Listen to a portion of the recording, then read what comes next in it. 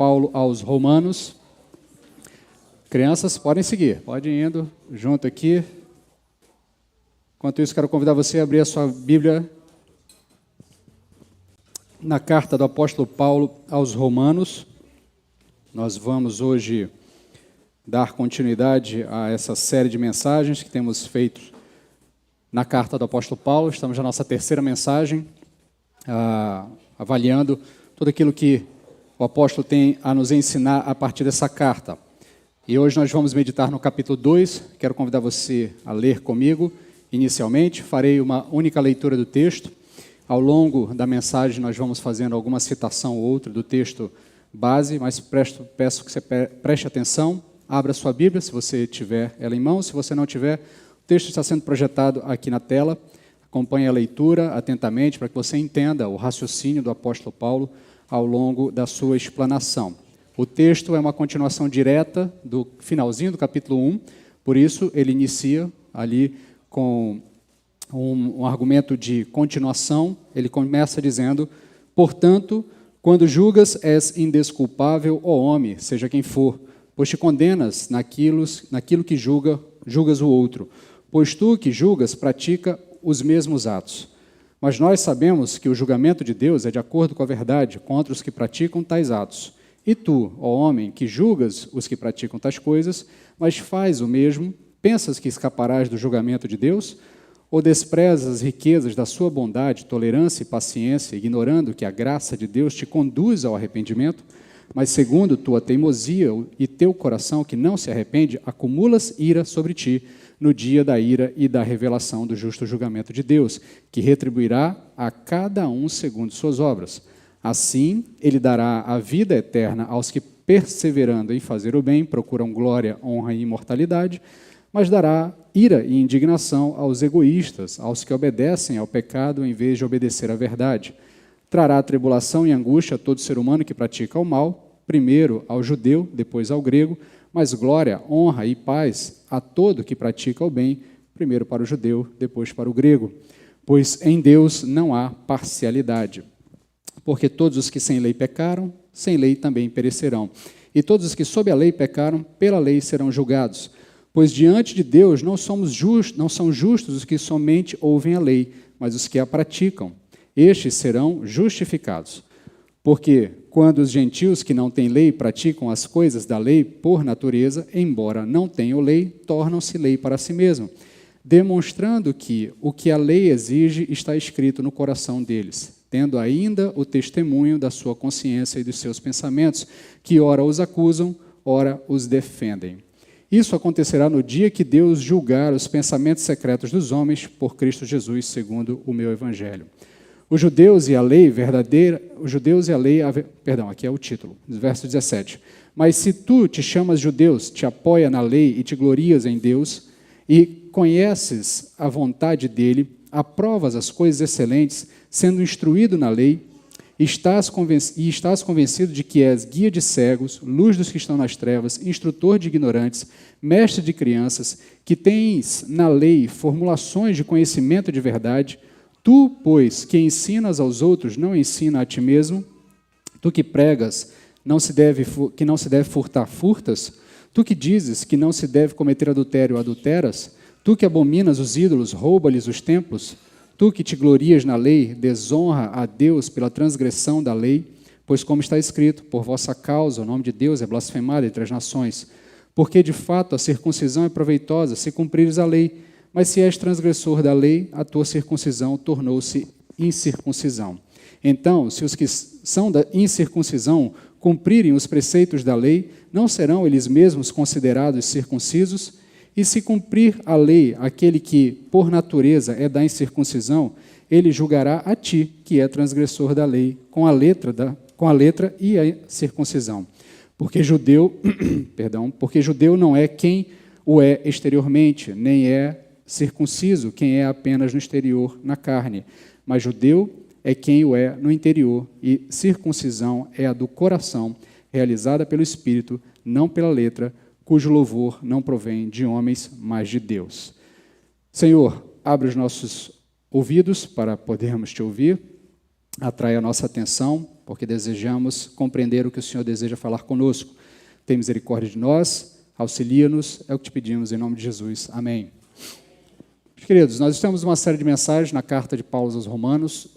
Já expliquei na primeira mensagem que existe um contexto para essa carta. O apóstolo Paulo está finalizando a sua última viagem, ele está indo para Jerusalém entregar os donativos que ele recolheu na terceira viagem, e ele pretendia voltar à Europa, voltar àquela região ali da Europa e seguir para mais longe, ir para a Espanha. Então ele pretende usar a região de Roma, a cidade de Roma e a igreja de Roma como uma espécie de base logística, de base de apoio. E é uma igreja que ele não conhece, é uma igreja que ele está tendo os primeiros contatos pessoais. Ele explica no início da carta que ele tentou visitar essa igreja várias vezes, mas não conseguiu, e por diversos fatores o impediram de chegar até lá. Mas ele deseja muito conhecer essa igreja, ele tem orado por essa igreja, e tem se alegrado com o avanço do evangelho naquela igreja. E ele então manda uma carta para essa igreja, pedindo esse apoio, o apoio de um missionário que pretende ir a um campo missionário mais distante, e aquela igreja lhe serviria de apoio. Porém, ele precisa se apresentar a essa igreja, ele precisa apresentar o seu evangelho, ele precisa se apresentar e apresentar o evangelho que ele pretende pregar na região da Espanha. Por isso, ele inicia a carta se apresentando, e nós vimos na primeira mensagem que o apóstolo Paulo não consegue se apresentar sem falar do evangelho, porque o evangelho está no centro da sua vida. O evangelho é o que dá sentido e valor e dá razão para a sua existência. Então, ao se apresentar, ele fala longamente sobre o evangelho nos primeiros versos, e ele finaliza esse primeiro bloco, o bloco da apresentação, dizendo que ele não tem vergonha do evangelho, porque o evangelho é o poder de Deus para a salvação de todo o que crê, primeiro do judeu, depois do grego. Esse é o centro da carta, esse é o principal verso da carta, porque todo o restante da carta vai girar em torno da apresentação desse evangelho, do poder desse evangelho e do quão ele é importante. Para que todos entendam corretamente, o apóstolo Paulo então começa a traçar uma radiografia espiritual do ser humano, tentando demonstrar o estado de queda do homem diante da realidade da criação, diante de Deus, e a necessidade do homem de se aproximar desse evangelho e de receber esse evangelho, porque esse evangelho é a única opção que o homem tem para lhe tirar desse estado de condenação, porque, novamente, como ele disse, o evangelho é o poder de Deus para a salvação de todo aquele que crê, primeiro do judeu e depois do grego. Então, no primeiro argumento que ele apresenta, que nós vimos na semana passada, ele vai identificar a raiz do problema, e para Paulo, a raiz do problema é o afastamento e a ignorância voluntária do homem em relação a Deus. Ele diz que os sinais da existência de Deus estão presentes em todo o canto, estão à vista na criação, estão à disposição na criação, mas o homem, mesmo percebendo esses sinais, escolhe ignorar esses sinais, rejeita esses sinais, e a partir daí uma série de eventos vão acontecendo. Esse homem se afasta de Deus, ele perde o referencial de quem ele é, ele perde o referencial da sua função como corregente, ele se afasta de Deus, ele perde a ideia de imagem e semelhança de Deus, e nesse processo ele precisa ocupar esse espaço que Deus deveria ocupar com outras coisas. O apóstolo então explica que o homem ocupa com o próprio homem, quando ele começa a adorar imagens dele mesmo, imagem de outros homens. Ele ocupa também esse espaço com a adoração de animais, com a adoração de seres a quem ele passa a atribuir os atos e as tarefas e aquilo que Deus fez na criação, o homem passa a atribuir a outros seres, ele começa a adorar a criação ao invés de adorar o Criador, e nesse processo ele vai perdendo a sua identidade. E uma das evidências de quais o homem perde a sua identidade é que ele passa a não mais distinguir a diferença entre ele e ele mesmo. Ele passa a olhar para um outro homem e ver em outro homem a possibilidade de atender às suas necessidades. Ele se esquece que ele foi criado à imagem e semelhança de Deus, homem e mulher os criou, como está dito no texto de Gênesis, que é o texto que o apóstolo Paulo tem na mente no momento em que ele está escrevendo esses primeiros argumentos. Então, quando o homem se perde nesse processo, perde o seu referencial, não sabe mais quem ele é, ele vai deturpando as relações, e ao deturpar as relações, ele também vai deturpando a sua relação com tudo ao seu redor. Uma vez que ele perde o referencial, uma vez que ele se afasta de Deus, ele não consegue mais fazer o bem, ele não aprecia mais o bem, então uma série de eventos são citados também no bloco anterior, de atitudes que o homem vai fazendo, por quê? Porque perdeu o referencial do seu Criador. Por isso, o apóstolo Paulo diz que a raça humana é indesculpável, é condenável diante de Deus. No primeiro bloco, o apóstolo Paulo focou no mundo gentílico, focou nos romanos, especificamente, para quem ele está escrevendo, embora para ele não haja distinções. Nós vamos ver, já vimos no próprio texto da carta, que nós lemos hoje, que ele está tentando fechar todas as arestas. Ele está deixando claro, olha, todos são indesculpáveis diante de Deus. Tanto é que no próximo capítulo, no capítulo 3, ele vai abrir o capítulo dizendo que todos pecaram e destituídos estão da glória de Deus. Então ele vai agora nesse trecho que nós vamos meditar nessa noite, que nós vamos destrinchar ele para tirar algumas lições para nós, ele vai apontar as razões pelas quais tanto os que acham melhor do que os outros estão se iludindo, a ponto de, na sua ilusão, se autocondenarem, como aqueles que, por acaso, têm algum tipo de distintivo externo, algum tipo de distintivo de marca externa ou de status, também não podem confiar nesse status a fim de encontrar salvação. Então, ele vai preparar o terreno para o argumento final que se dará no capítulo 3, deixando claro que todos são culpáveis diante do Senhor. Então, do verso 1 até o verso 11, nós vamos ver aqui a ilusão da inocência. Tá? A ilusão da inocência. O apóstolo Paulo teceu duros comentários sobre a sociedade gentílica, sobre a sociedade, especialmente a sociedade romana, apontando indícios que para ele são muito claros de que há um problema na humanidade, e esse problema tem a sua raiz no pecado, tem a sua raiz na falta da identificação do homem com Deus, na separação do homem de Deus. Então, ele tece duros comentários nos versos anteriores, do capítulo anterior, e alguém, ao ouvir o apóstolo Paulo, talvez alguém da igreja, possa ter pensado da seguinte forma: bem, esse Paulo é gente boa, esse Paulo é dos nossos, esse Paulo está batendo em quem tem que bater, está falando de forma dura com quem tem que falar de forma dura mesmo. Acho que estou gostando desse tal de Paulo, acho que ele vai ser um bom missionário. E aí o apóstolo diz, olha, preste atenção, porque esse tipo de atitude denota uma arrogância pessoal, e essa arrogância pessoal, com certeza, vai te colocar em uma situação de erro. Essas e outras frases, né, esse tal de Paulo é bom, ele não alisa, porque com esse tipo de gente tem que tratar de si mesmo, esse tipo de percepção é nada mais, nada menos do que uma ilusão de inocência, porque a ideia de que eu posso apontar nos outros o erro que os condenará me coloca em uma situação de superioridade deles. Então o apóstolo Paulo deixa claro, nós não podemos nos comportar assim, porque esse estado certamente nos coloca também em condenação, porque no fim das contas, todos nós nos incluímos neste grande bloco de pessoas que ele citou no verso anterior, que fazem aquilo que é condenável para Deus, e fazendo o que é condenável a Deus, nós nos colocamos em rota de colisão com o juízo de Deus. Então, nesse sentido, estamos todos prontos sempre a pensar melhor, pensar de forma mais positiva sobre nós do que realmente somos. O nosso juízo sobre nós mesmos sempre tende a ser positivo, especialmente quando nós nos comparamos com outras pessoas. A nossa tendência é sempre achar que nós estamos em uma situação melhor. Se nós perguntarmos para 10 pessoas se elas se acham pecadoras, talvez elas até digam, sim, eu sou pecador. Mas se perguntarmos a elas se esse pecado é suficiente para condená-las, a maioria delas dirá, olha, eu acho que tem gente mais pecadora do que eu. Eu acho que tem gente que deve ir para a condenação com muito mais propriedade do que eu. Então, eu não sou assim tão pecador. Então, nesse sentido, nós estamos sempre prontos a olhar para nós com algum tipo de condescendência.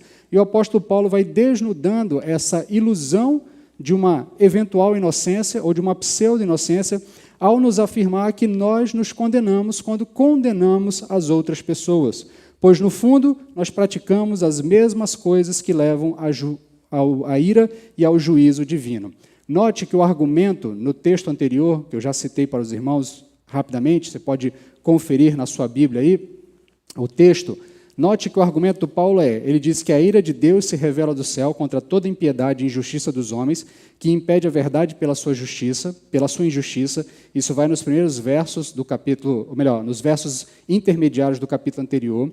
Depois ele diz que a impiedade e a injustiça dos homens está na destruição da imagem de si mesmo e do próximo, ou seja, o homem passa a degradar a si mesmo e a degradar o próximo, como também está na prática dos atos que desagradam a Deus. Ele vai listar, fazer uma longa lista entre os versos 29 e os versos 31. Para o apóstolo Paulo, ambos que praticam tais coisas são dignos de morte. Quando o apóstolo Paulo diz os praticam tais coisas, ele está colocando todo mundo num balaio só. Tanto os que praticam a degradação da imagem de si mesmo e a imagem de Deus no outro, né, fazendo aquilo que é desagradável ao Senhor, como aqueles que fazem as práticas que estão listadas entre o verso 29 e o verso 31. Portanto, o apóstolo Paulo pode, aqui no começo desse texto, dizer, Romanos capítulo 2, 1, quando julgas, és indesculpável, ó homem, sejas quem for, pois te condenas naquilo que julgas o outro. Pois tu que julgas, pratica os mesmos atos. Que atos são esses? Todos os atos citados no bloco anterior, no texto anterior, que Paulo estava condenando na ação dos gentios. Então, quando Paulo diz que nós nos tornamos indesculpáveis, não é porque praticamos exatamente as mesmas coisas do que aquelas outras pessoas, mas pelo simples fato de praticarmos os atos de impiedades e injustiça detalhados nesse bloco do texto anterior. O fato de não praticarmos aquilo que condenamos não nos livra do juízo divino, pois o simples fato de praticarmos qualquer ato que Deus condena já nos coloca em rota de colisão com o seu juízo. Por isso ele pode dizer no verso 3, e tu, ó homem, que julgas os que praticam tais coisas, mas fazes o mesmo, pensa que escaparás do julgamento de Deus? Paulo, então, começa aqui a meio que, ao mesmo tempo, alargar o escopo de pessoas que são enquadradas no juízo divino, mas ele também vai afunilando o seu argumento, fechando as arestas, de forma a demonstrar que todos estão diante do juízo divino. Todos estão aptos a receberem o juízo divino. Então ele afirma, inclusive, que aqueles que, por alguma razão, conheceram a graça e a bondade de Deus, ao se manterem praticando aquilo que Deus condena, atraem mais juízo para Deus. Ele vai deixar claro que a função da graça de Deus é nos levar ao arrependimento. Então ele começa a ir fechando as arestas. Olha, ainda que você já tenha ouvido falar da graça, ainda que você, de repente, faça parte da igreja, ele está escrevendo para uma igreja, ainda que você já tenha entendido alguma coisa, que você talvez não pratique as coisas abomináveis que ele citou lá nos versos intermediários, mas se você, apesar de conhecedor da graça, continua amando mais o pecado do que amando a piedade, continua praticando aquilo que é condenável ao Senhor, e ele lista isso ali nos versos 29 do capítulo anterior, ele vai deixar bem claro que você está apenas acumulando mais ira da parte de Deus em relação a você, porque a função da graça é nos levar ao arrependimento. A graça nos é dada para que nós possamos nos arrepender. Se nós não nos arrependemos diante da graça, o que nós fazemos? Acumulamos ira de Deus contra nós. Por isso ele vai dizer no verso 4, ou desprezas as riquezas da sua bondade, tolerância e paciência, ignorando que a graça de Deus te conduz ao arrependimento. Então, ao usarmos muitas vezes a desculpa da graça, nós nos encontramos com a graça de Deus por alguma razão, temos contato com o Evangelho, conhecemos alguma coisa sobre a verdade de Deus, e ainda assim nos mantemos em uma prática pecaminosa, amando mais o pecado, rejeitando a piedade, rejeitando uma vida que agrada a Deus, nos afastando daquilo que o apóstolo Paulo listou no texto anterior, restaurando essa imagem de Cristo, essa imagem de Deus em nós. Se, pelo contrário, nós continuamos praticando o que é ato de injustiça para Deus e impiedade, o que nós acumulamos para nós é apenas mais ira da parte de Deus. Então, o indivíduo apenas acumula mais ira da parte de Deus para o dia do juízo. Então, o apóstolo vai dizer no verso 5, mas segundo a tua teimosia e teu coração, que não se arrepende, acumulas ira sobre ti no dia da ira e da revelação do justo julgamento de Deus. O coração que mesmo diante da graça revelada não se arrepende, piora a sua situação para o dia do juízo divino. pois Deus julgará a todos segundo suas ações e obras. Aqui ele faz um primeiro alerta para nós, uma primeira puxada de orelha aos seus leitores, dizendo que o fato de termos conhecido a graça não nos dá um salvo-conduto para mantermos no pecado. Porque aquele que conhece a graça deve ser levado ao arrependimento. E o arrependimento é a busca por uma vida sem pecado. O arrependimento denota o desejo por viver uma vida longe do pecado. Então, se nós dizemos que fomos alcançados pela graça, mas ainda assim caminhamos em pecado, o que nós estamos fazendo, conforme o apóstolo Paulo nos orienta, nos alerta nessa carta, estamos acumulando da parte de Deus mais ira para nós. Porque os que preferem continuar obedecendo ao pecado, ao invés de obedecer à verdade, receberão de Deus ira e indignação.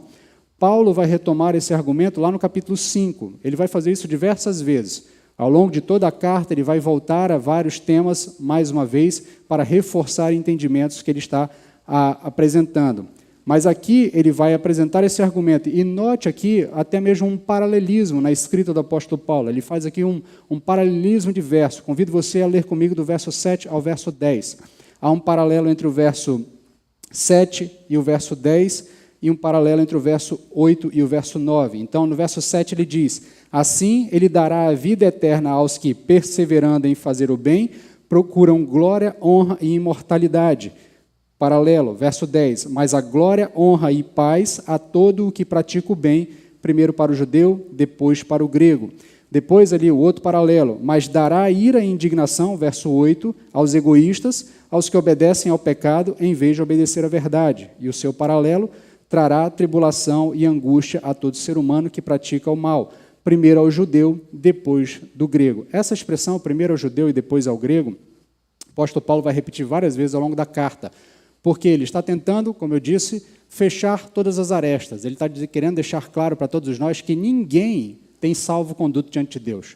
Todos nós estamos em rota de colisão com o juízo da ira divina, quer judeus, quer gregos.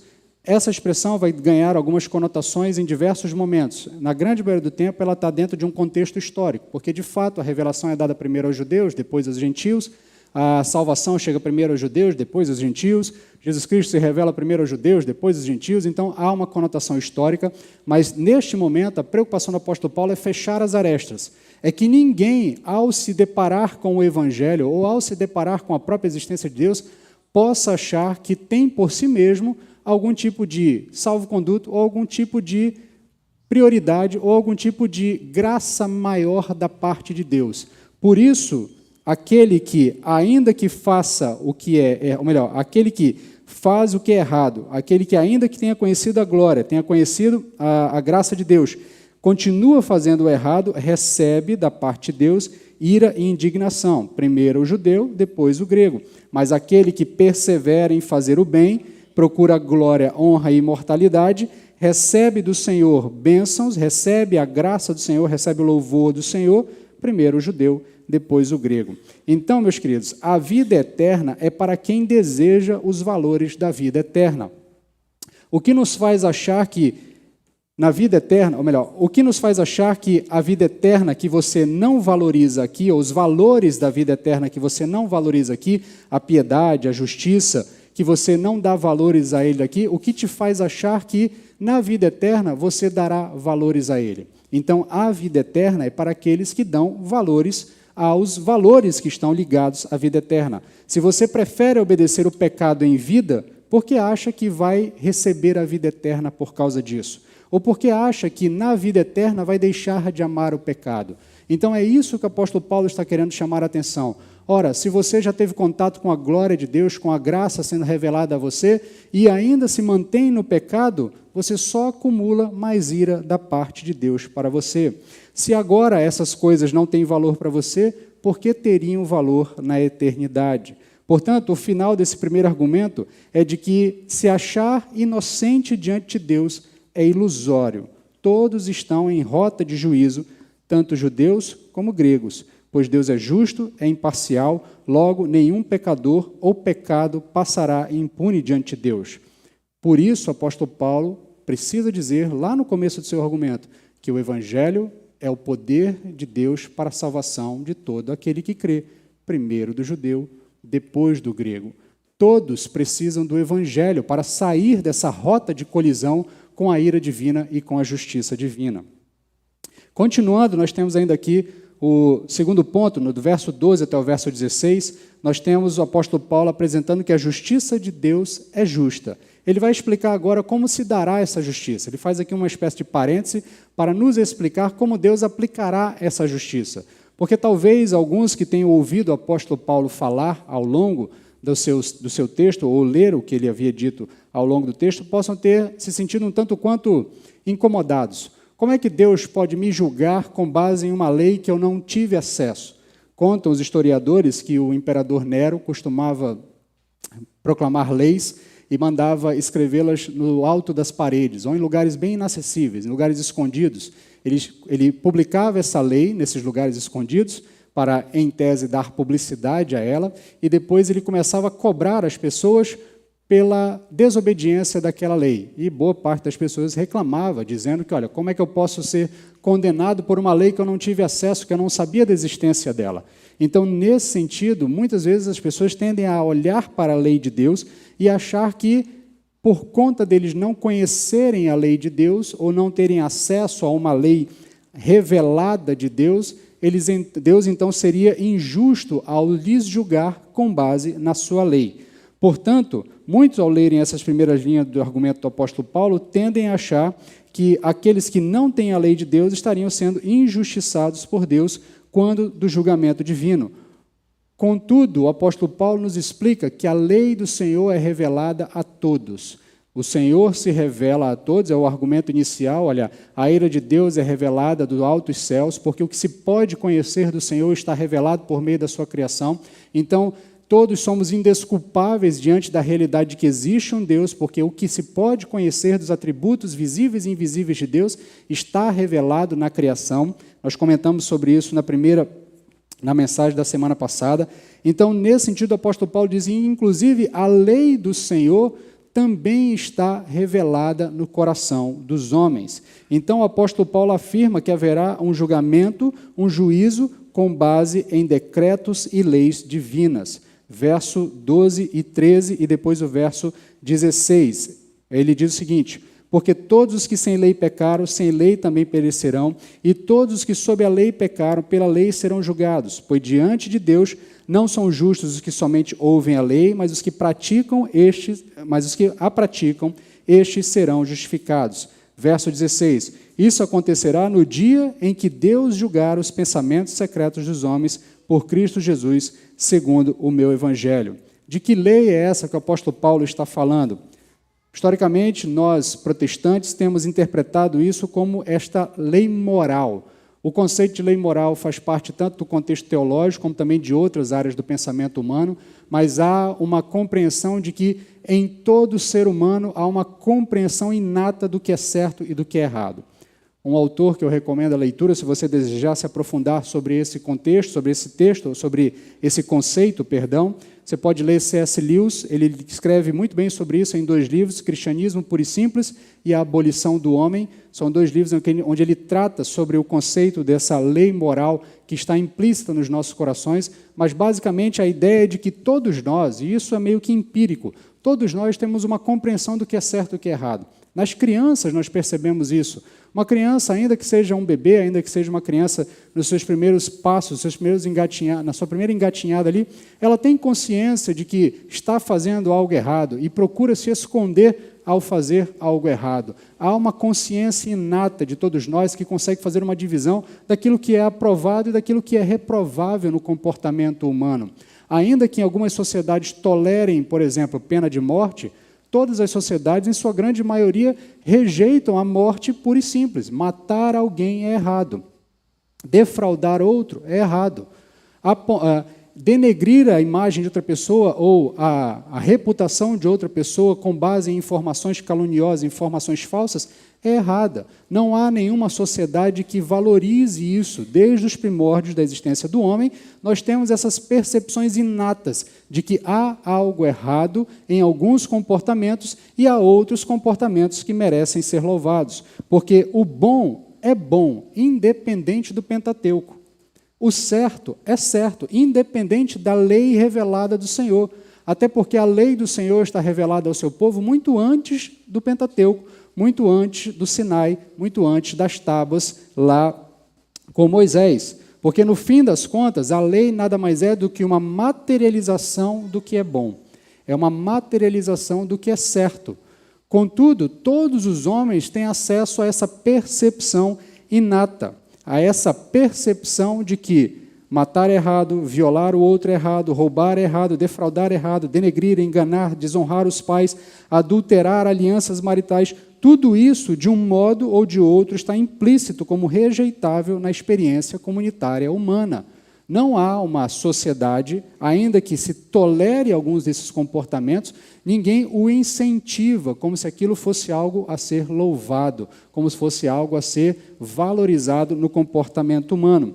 Por isso, o apóstolo Paulo pode dizer no verso 14, e perceba, talvez na sua Bíblia, semelhante à minha, o verso 14 está como um parêntese, ele está de fato dentro de parênteses, porque na verdade é de fato um parêntese. O apóstolo Paulo está com um argumento que começou no verso 12 e 13 e finalizou no verso 16, e ele abre ali um parêntese no verso 14, no verso 15, para explicar como é que esta lei natural, essa lei inata está no coração das pessoas e como ela se torna o paradigma que Deus vai usar para o julgamento de todas as pessoas. Verso 14.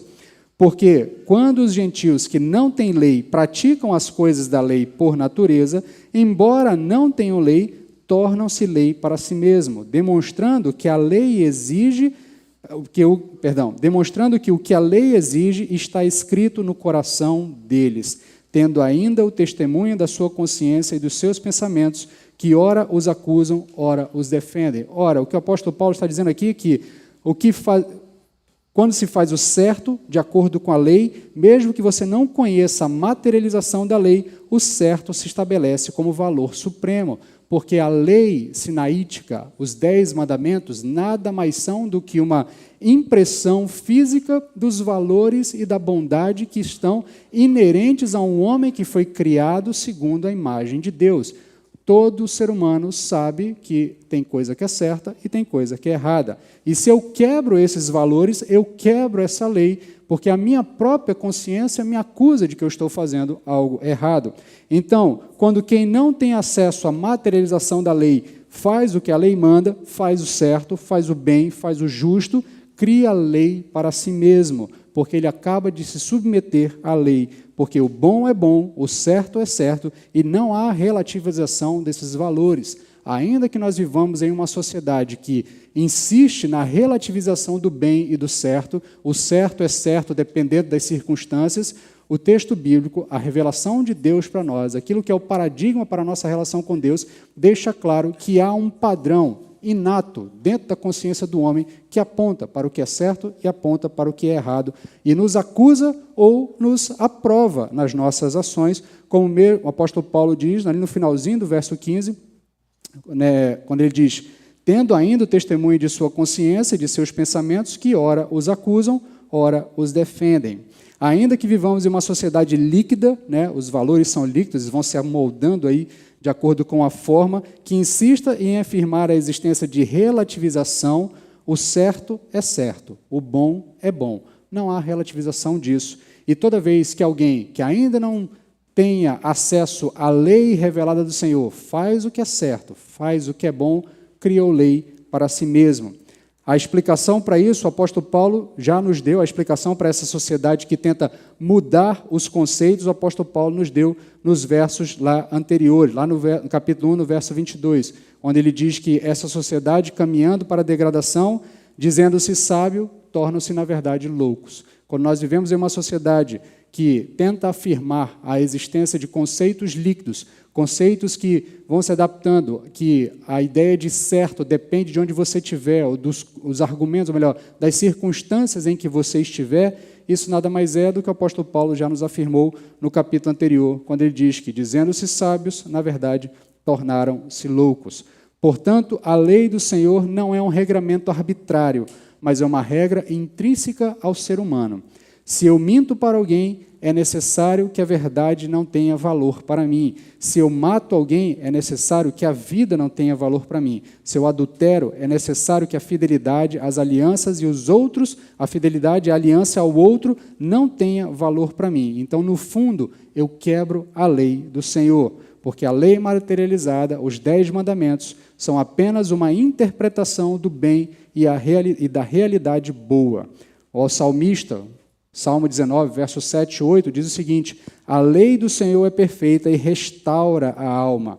O testemunho do Senhor é fiel e dá sabedoria aos simples. Os preceitos do Senhor são retos e alegram o coração. O mandamento do Senhor é puro e ilumina os olhos. Então, a lei do Senhor, ela restaura a alma. Esta lei que está implícita aos nossos corações. Por isso, por haver uma ordem natural, uma lei moral natural que independe da sua redução a tábuas, Paulo pode afirmar a imparcialidade e a justiça de Deus. No fim das contas, diante de um argumento que acha que Deus é injusto, o que o apóstolo Paulo diz é que não, é que a justiça de Deus é justa. Ela é muito justa, ela é justíssima, como diz aquele personagem da novela. No último ponto, o último trecho, diz o seguinte, do verso 17 ao verso 19, o último argumento do apóstolo Paulo, para ele fechar as últimas arestas, para ele chegar no argumento do capítulo 3, ele vai falar da relevância e da irrelevância do rótulo.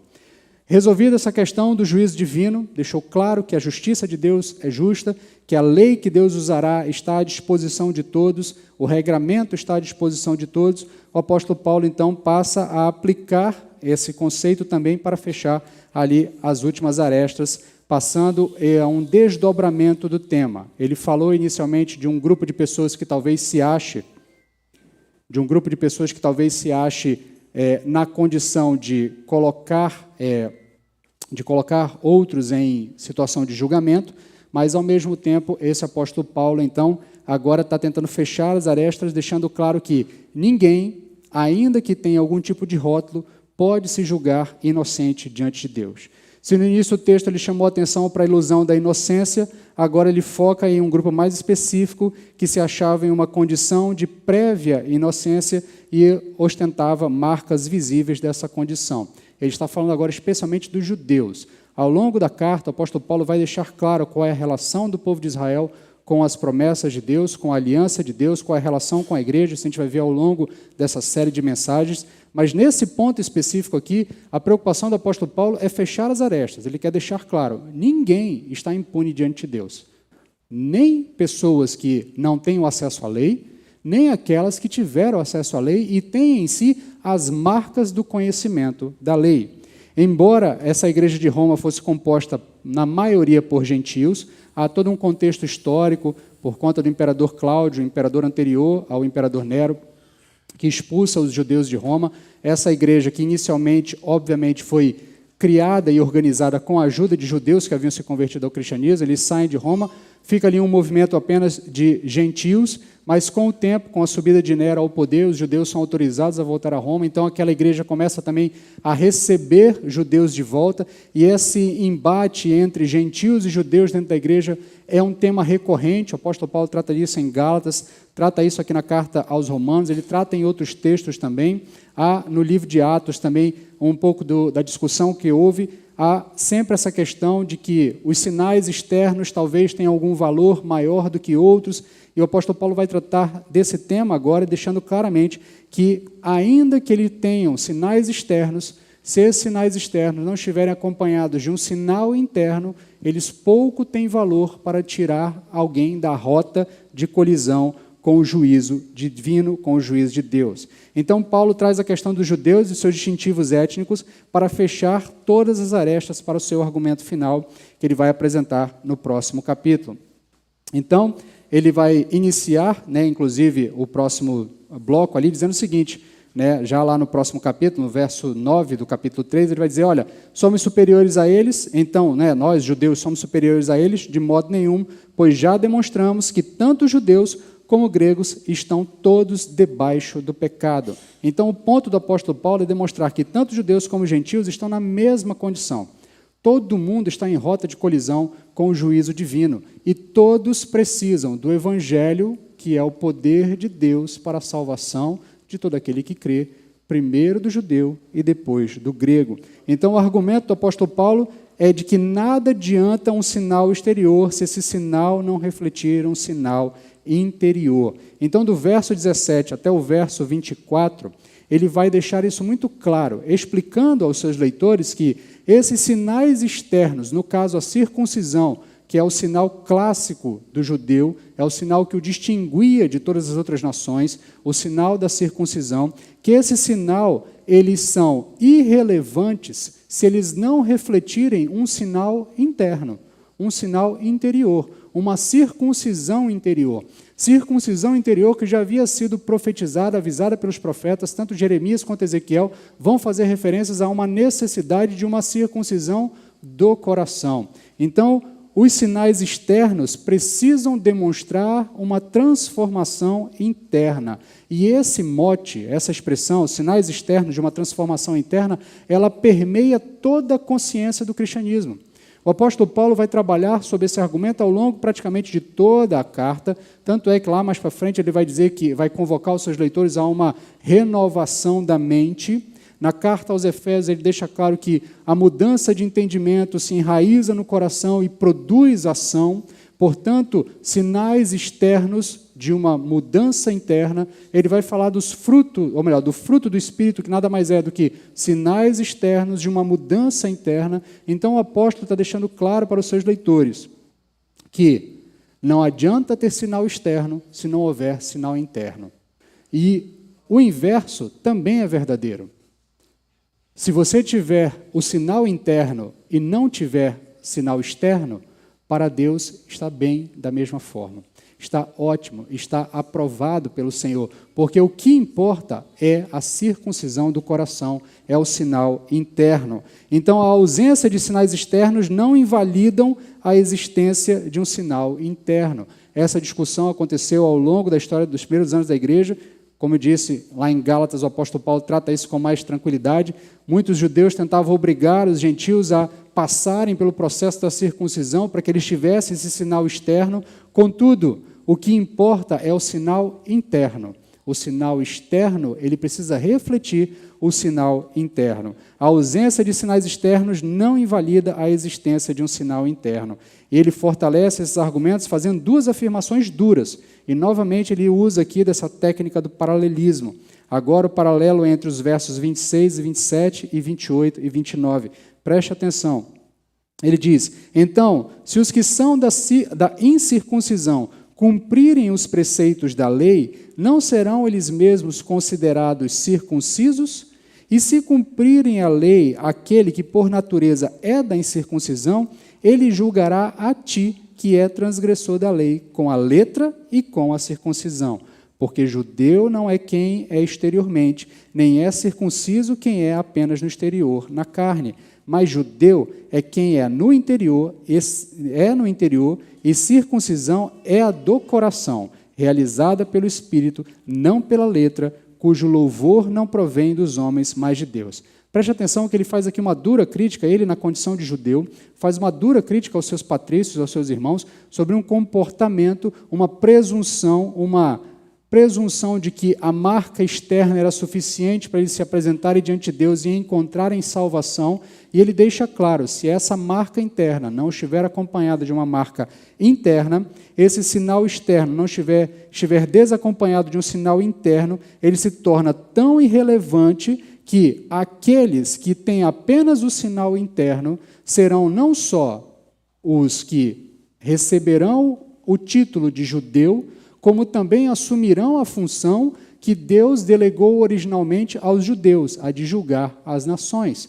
É isso que ele está dizendo, olha, e se cumprir a lei aquele que por natureza da incircuncisão, ele julgará a ti, judeu, que és transgressor da lei, com a letra e com a circuncisão. Porque judeu não é quem é o exteriormente, nem é circunciso quem apenas o é no exterior e na carne, mas judeu é quem é no interior, e circuncisão é a do coração, realizada pelo Espírito, não pela letra, cujo louvor não provém dos homens, mas de Deus. E aqui o apóstolo Paulo também faz um jogo de palavras aqui, nessa última afirmação, porque ele usa aqui a expressão louvor e judeu, ele está fazendo aqui um julgamento um jogo de palavras com um verso lá do início do texto e um verso do final do texto. Então, ao fazer essa última afirmação, Paulo está fazendo um jogo de palavras com o início do texto.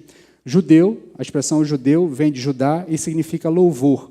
Tá? No começo do texto ele diz: tu te chamas judeu, te apoias na lei e te glorias em Deus. Ou seja, você tem orgulho de ser judeu e acha que há uma glória, há um louvor nisso. No final ele afirma: judeu é quem o é no interior e circuncisão é a do coração, realizada pelo Espírito, não pela letra da lei, cujo louvor não provém dos homens, mas de Deus. Enquanto aqueles que se ancoravam numa marca externa esperavam o louvor dos homens por causa da sua marca externa, o que o apóstolo Paulo diz é que quem tem a marca interna receberá louvor não dos homens, mas louvor do próprio Deus. Ou seja, o verdadeiro judeu não precisa se gloriar em ser judeu, ele receberá louvor do próprio Senhor, independente da marca externa. Concluindo aqui o raciocínio, o apóstolo faz aqui alguns fechamentos, né? Vamos fechar as arestas para a gente poder passar para umas últimas aplicações aqui para as nossas vidas. Então, Paulo fecha todas as arestas. Ele deixou claro, todos estão na mesma condição. Todos precisam do Evangelho, que é o poder de Deus para a salvação de todo aquele que crê. Primeiro do judeu, depois do grego. Então não há presunção de inocência, ainda que os outros tenham pecado de forma mais gritante, todos os que praticam a injustiça e a iniquidade são objetos do juízo divino. Este juízo é justo, pois todos temos acesso às regras estabelecidas por Deus e rótulos externos, sinais externos, que não sejam acompanhados de um sinal interno, não têm poder nenhum para evitar o juízo divino. Tem entendido o texto? Deixe-me finalizar com algumas aplicações. Eu já fiz aplicações da primeira parte do texto, bloco, deixando claro que aquele que foi tocado pela graça de alguma forma, ou teve acesso à graça, se continuou vivendo em pecado, na verdade demonstra que essa graça não atingiu o objetivo primordial, que é levá-lo ao arrependimento. Mas eu quero agora pegar esse contexto final, que é próprio para os judeus. O apóstolo Paulo está escrevendo para um grupo de judeus que estava naquela igreja. Como eu já disse aos irmãos, em outros momentos, nós não somos judeus, né? Pelo menos não me recordo que nenhum dos membros dessa igreja, ou pessoas que estejam aqui congregando conosco, sejam de origem judia ou sejam ligados a alguma família judia. Então, eu quero pegar esse mesmo contexto que o apóstolo Paulo está dizendo e propor aqui uma troca de palavras. Então, troque a palavra judeu por crente, cristão, evangélico, convertido, qualquer outra similar. Troque a palavra circuncisão por batismo, membresia de igreja, participar da ceia, contribuição financeira e todas as outras marcas distintivas de que você pertence a uma igreja local. Releia o texto e faça as contas. O que o apóstolo Paulo falou para os judeus serve para nós ainda hoje. Marcas externas desacompanhadas de uma marca interna pouco tem valor para nos tirar da rota de colisão com o juízo divino. Não adianta o seu nome estar escrito em um rol de membros, não adianta você ter sido batizado, até porque mais para frente nós vamos ver que ele vai fazer um paralelo entre circuncisão e batismo. Na própria carta aos Romanos e em outras cartas ele faz esse paralelo da circuncisão com o batismo, por isso que nós, evangélicos, batizamos e não circuncidamos as nossas crianças, porque a nossa marca externa, que reflete uma mudança interna, é primordialmente, inicialmente, o batismo, mas não adianta nada você ter sido batizado, participar da ceia, ter o seu nome no hall de membros, participar de uma igreja local, contribuir financeiramente para ela, participar da liderança dessa igreja, se não houver havido no seu coração a circuncisão realizada pelo Espírito Santo do Senhor. Se o Evangelho não é para você o meio pelo qual você chegou à salvação, se ele não é poder de Deus para a sua salvação, se essa salvação não se operou no seu coração, o que o apóstolo Paulo está tentando chamar a sua atenção nesse momento é que você continua em rota de colisão com a ira divina. Ele abre o texto dizendo, o capítulo anterior, ele abre dizendo que a ira de Deus se revela dos céus contra toda iniquidade e injustiça dos homens. Ele vai explanar o que é essa iniquidade, o que é essa injustiça. Então ele deixa claro que todos estamos em rota de colisão com essa justiça. Então não adianta nada se o seu comportamento externo não reflete uma mudança interna, você continua em rota de colisão. E a única forma de você sair dessa rota de colisão com o juízo divino é reconhecendo que o Evangelho é a sua rota de escapatória. Porque, no fim das contas, só o Evangelho é poder de Deus para a salvação de todo aquele que crê. Então, quero convidar você a baixar a sua cabeça nesse momento, orar ao Senhor e pedir que o Espírito Santo de Deus, que é esse que pode operar a circuncisão no seu coração, se ele ainda não tiver feito esta obra na sua vida, que nesta noite ele possa fazer isso na sua vida. Que nesta noite o sinal interno, que é o essencial, se realize na sua vida.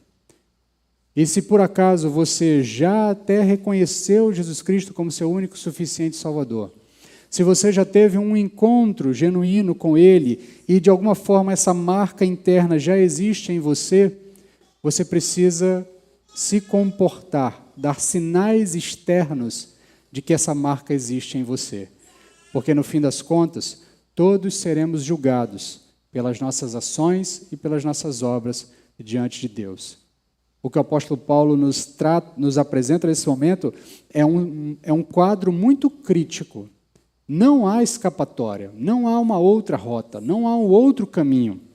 O único caminho para sair da rota de colisão com o juízo divino é o Evangelho, é reconhecer Jesus Cristo como único e suficiente Salvador, é receber a obra do Espírito Santo no seu coração, transformando o seu coração, fazendo a operação da circuncisão espiritual, o sinal interno, a fim de que você possa externamente demonstrar essa transformação interna. Por isso o apóstolo Paulo diz que o Evangelho é tão importante, por isso ele abre a sua carta afirmando que o Evangelho é o poder de Deus para a salvação de todo aquele que crê. Agarre-se ao Evangelho e a todos esses sinais exteriores, ou melhor, agarre-se ao Evangelho e todos esses sinais exteriores refletirão uma grande mudança interior. Não adianta nada rótulos se esses rótulos não forem acompanhados de uma marca interna. Quero convidar você a orar comigo nesse momento.